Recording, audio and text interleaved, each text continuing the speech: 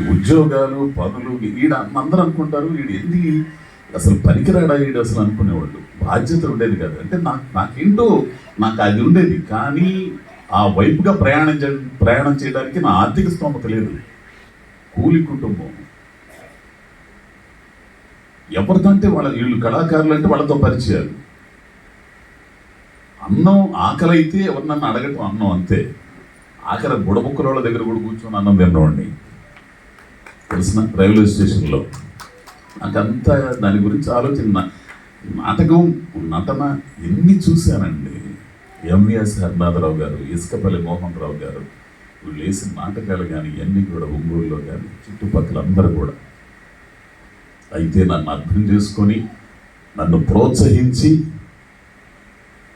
ఆఖరికి నా బ్రతుక్కి ఒక మార్గం చూపించిన స్నేహితులు, పరిచయస్తులు, వీళ్ళందరి పేర్లు చెప్పుకుంటూ వస్తే పెద్ద లిస్ట్ అవుతుంది.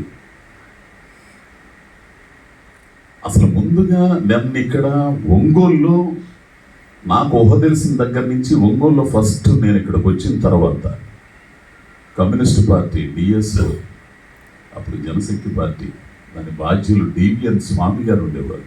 మా నాన్నగారు దాంట్లో పనిచేసేవారు. వీడు ఎడుదిరిగి పనికి రాకుండా పోతున్నాడు, ఇక్కడికన్నా వీళ్ళ దగ్గర పడేస్తే వీడు చదువుకి దేనికి పనికిరాడు, కేవలం వీడు కళలకు సంబంధించి గుర్తించినాడు.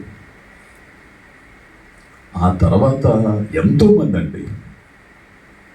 సరే, ఆ ప్రయాణంలో కొనసాగించిన తర్వాత పెళ్ళి, ఆ తర్వాత పిల్లలు, 2 పిల్లలు పుట్టిన దాకా నాకు డబ్బు అవసరం అనేది సంగతి నాకు తెలియదండి. అంత బాధ్యతారహితంగా ఉండేవాడిని. కేవలం నటన విషయంలోనే.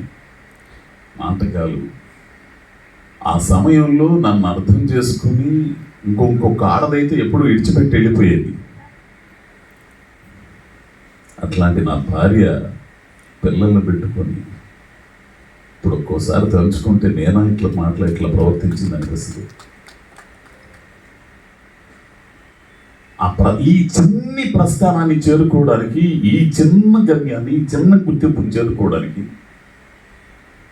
నాకున్న పరిస్థితులు, నా ఆర్థిక స్తోమతలు ఎటు 0.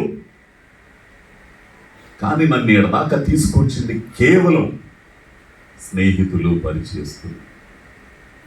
అందుకే చెప్తారు, నువ్వు ఎంచుకునే సర్కిల్ని బట్టే నీ సక్సెస్ ఆధారపడి ఉంటుంది. ఇక్కడికి వచ్చిన తర్వాత ఒంగోలులో ఇది ఇక్కడే ఉన్నాడు ఆయన, ఏడు శివగారు, ఈదుపల్లి శివగారు, రక్షక భటులు అప్పుడే సీరియల్ తీశాడు ఆయన. ఆయన ఎంటబడి తిరిగామండి, ఏదన్నా చిన్న వేషం ఏంటన్న వేషం ఏంటన్న. ఎన్ని చెప్పాలి. ఇక్కడికి వచ్చిన తర్వాత చావలోళ్ళ బిల్డింగ్ ముందు చిన్న డబ్బా పెట్టుకొని సుబ్బారావు టీ స్టాల్ టిఫిన్ కొట్టు ఉండేది, దాని ముందు కిళ్ళి కొట్టు పెట్టుకున్నా నేను. అదంతా కూడా స్నేహితుల ఆర్థిక సాయంతోనే. విల్సను, బావిరెడ్డి, వీళ్ళందరూ ఇప్పుడు ఒంగోలు. నాలో ఉన్న కుతి ఇది టీడీపీ ఆఫీస్ ఉండేది ఆ పక్కనే, చావల ఇంటి పక్కనే ఆంజనేయ స్వామి బొమ్మేసి ఉంటుంది. చూసారో లేదు మీరు ఎప్పుడన్నా? టీడీపీ ఆఫీస్ పైన ఉంటుంది, కింద సప్లై కంపెనీ ఉండేది, దాంట్లో పడుకునేవాడిని. తెల్లవారుజాము 3 గంటల దాకా పేపర్లు, ఎడిటోరియల్స్ అన్నీ చదివేవాడినండి. ఆ మాడ్యులేషన్ కోసం, ఆ ఉచ్చారణ కోసం ఇవన్నీ చదివేవాడిని. పిచ్చగా డైలాగ్